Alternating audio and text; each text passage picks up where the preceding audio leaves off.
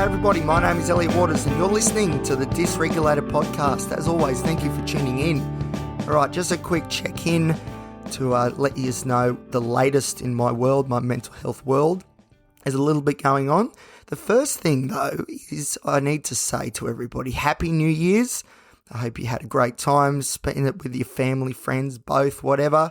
But I just hope, and I do hope that you had a very positive New Year's and that it can be a launching pad for even greater things this year coming ahead.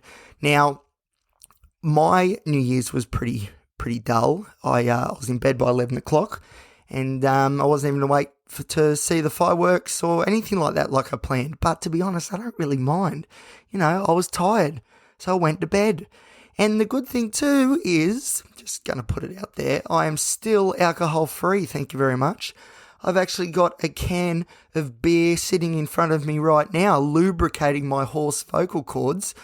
And it's a Carlton Zero, and I feel great drinking beer because I love beer, but I'm not acting stupid or coming up with dumb ideas that are going to have consequences that are going to be long-lasting and damaging and life-changing. Anyway, back up, Elliot, back up. But yes, so the alcohol-free zone continues, and I'm so proud of myself and how it's going. And it's going really good, and I know it's going good because I'm not counting days. There's no milestones or anything like that. I genuinely am over-drinking and what it has done to me over the years, and I have no inclination to pick up the bottle again. And I hope in 12 months' time it's the same thing. And sorry, I'm going to explain my vocal cords while I'm hoarse in a minute. That's coming. Let's see if I can get this out. What was I saying? Yes. So I hope in 12 months' time I can look back and go, yep, we weren't drinking then and we're not drinking now. So, and as I said, I'm feeling pretty confident because I can have a good time without drinking. I'm a bit of a loud, obnoxious person anyway, trying to make a scene and be the center of attention to get some validation from people.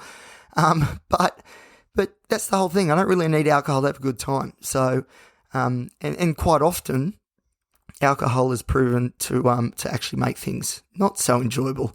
As I've said on this podcast before, so I'm not going to go into those negatives again, but the positive thing is we've made it to another New Year's, and for me personally, I'm still sober, and there is no inclination, like I said, to pick up the bottle again, and that's great news, because this obviously, being summer here in Australia, Christmas, New Year's, this is high-risk sort of stuff, but we seem to be riding that wave pretty well.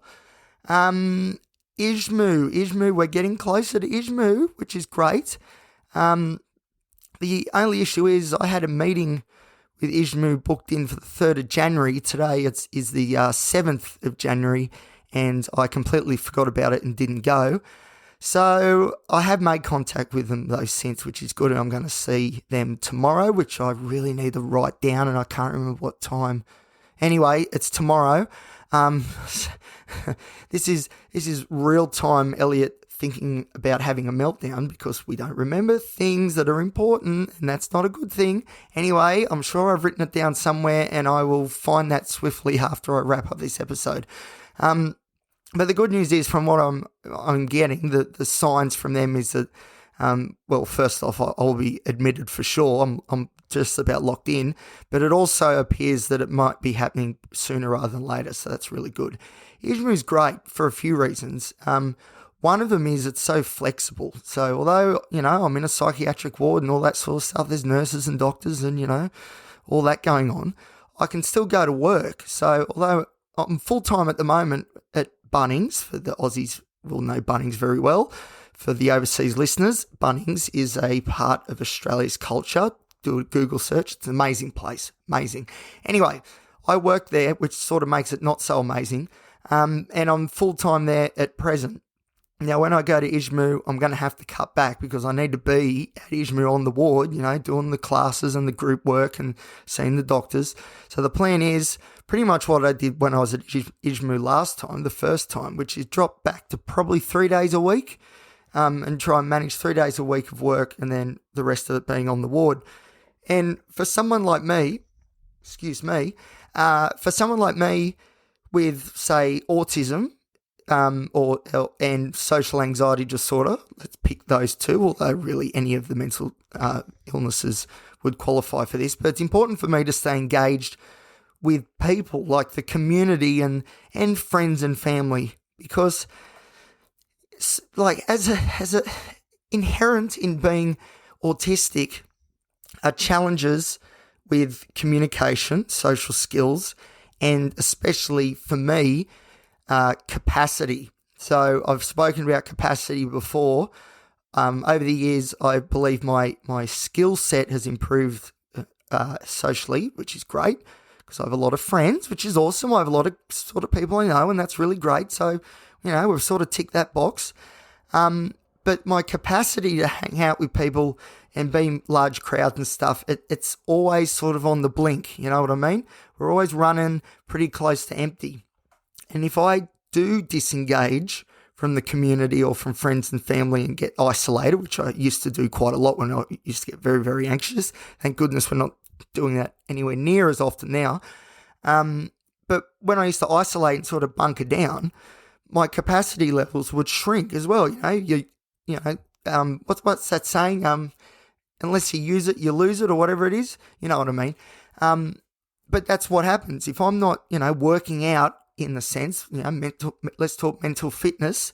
If I'm not working out and training hard by being social in the community and with my family and friends, then my ability and capacity to be social dwindles. So it's very important that I keep talking to people, seeing people, being sociable.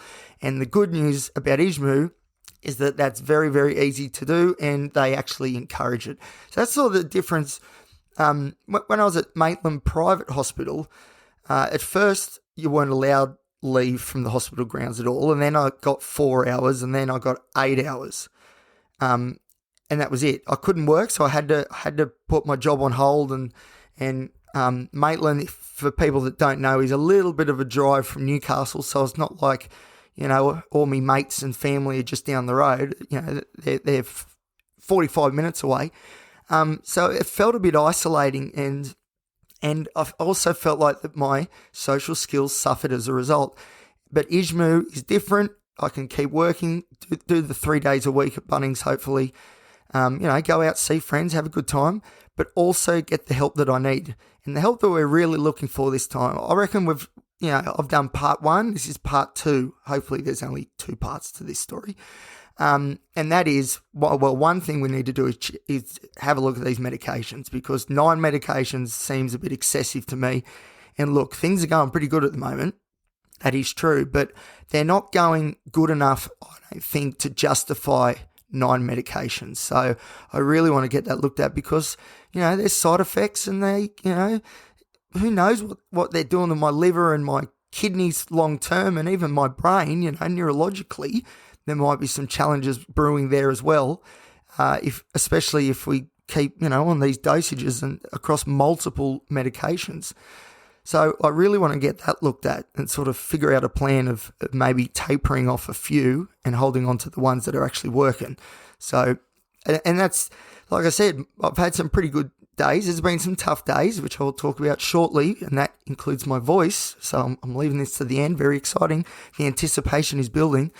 What was I saying? I've had some, there's been some difficult days, don't get me wrong, difficult days, but we haven't sunk to those depths. We haven't gone to my version of hell, which is so good. Well, we haven't been there for a while, which is amazing.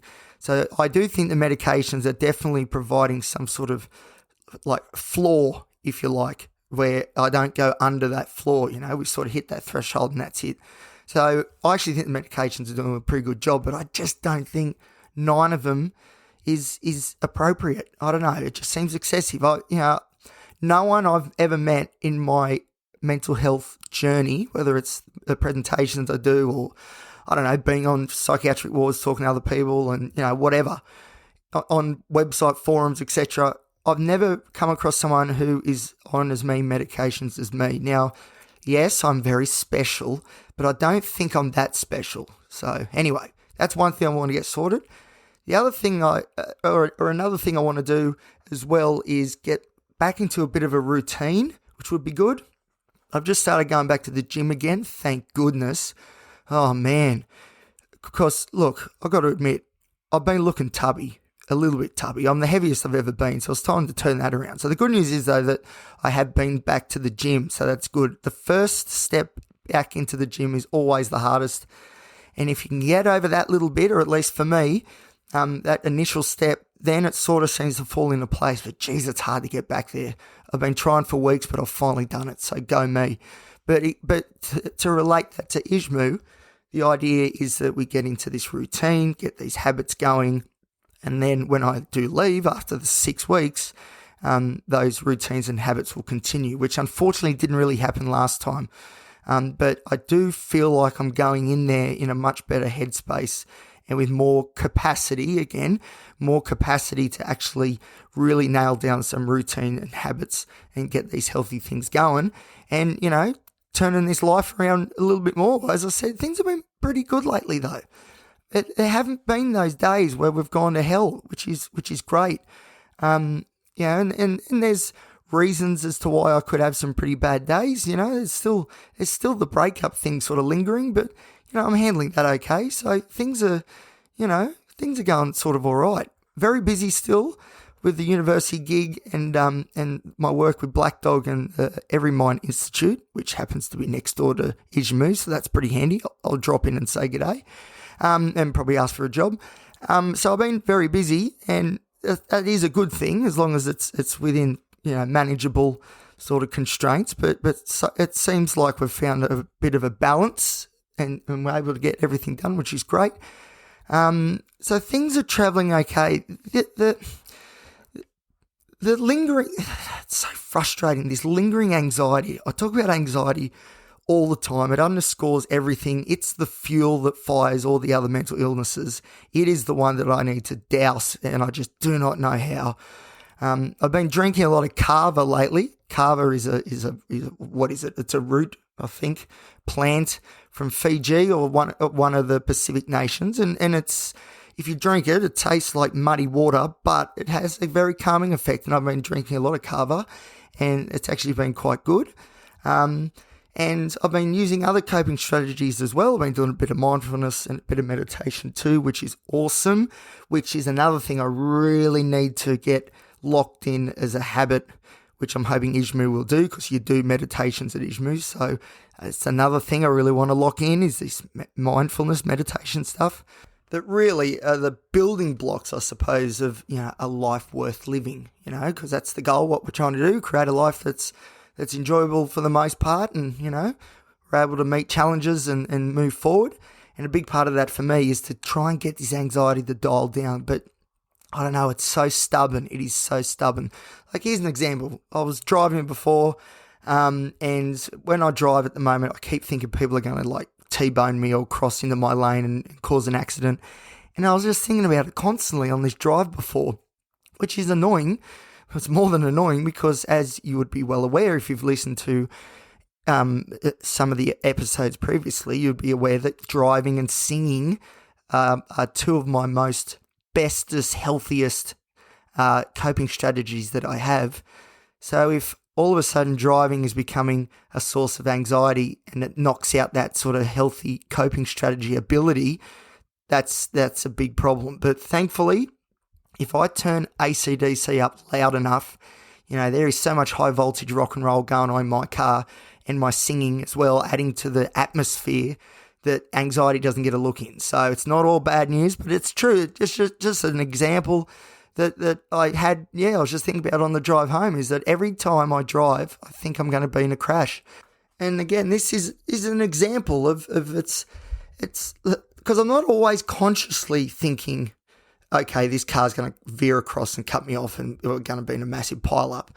But even the way I drive is a bit defensive, assuming that other people don't know what the hell they're doing, which might be a good assumption to make, to be perfectly honest.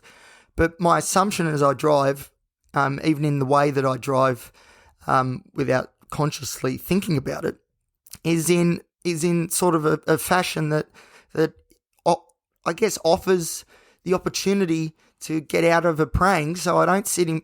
Now, look, everyone should do this when they drive, but they don't. But like, I never sit in people's blind spots. Never, ever. I'll go above the speed limit if I have to get out of it, or I'll go below, not slam the brakes on, but slow up so I'm out of that blind spot. Because my assumption is, and again, this is just one example. There's so many I could bring up right now, but this is a good one because I went through it just before. But I will never sit in someone's blind spot because I'm always thinking that they're going to change lanes and, be lazy, not check their blind spot. And, oh, no, Elliot's in a prang and all of a sudden everything's gone to hell. So, yeah, so there's a bit of the underlying anxiety that even just driving home before, just does not go away. So I'm hoping Ishmu is going to provide some relief on that front. I hope so. I don't know. We'll see. But anyway. And the reason for my hoarse voice, which is it's not good because it's the money maker, but the reason my voice is hoarse is because there have been a few difficult days just recently, but we've coped quite well with them. And part of my coping strategy was, as you could probably guess, was driving around singing songs way too loud and with lots and lots of passion. So my voice is hoarse because I've had a few days in a row where I've been putting on a performance for people at traffic lights, etc. in my car, a one-man show, absolutely belting out some AC/DC classics, among others. So that's why I've got the hoarse voice. It's actually, dare I say it, a result of my mental ill health. So another example, albeit a bit obscure, how mental health is more than just in the mind. It is physical as well, definitely. And even in this weird sort of scenario, me having a hoarse voice is actually the direct result, it's probably not a direct result, but a secondary result of my mental illnesses. So there you go. I think that's all. I'm amazed that I've been able to talk this long and the voice has sort of held up. So I'm going to finish this Carlton Zero that I'm sitting on at the moment, and then I'm going to the pub with some friends, and I'm going to drink Carlton Zeros there as well. And I can't wait. I'm excited, and we're going to keep this going, this alcohol-free zone. It's going to keep going, and we're going to keep kicking goals too. All right, thank you everybody for listening, and I'll see you next time here on the Dysregulated podcast.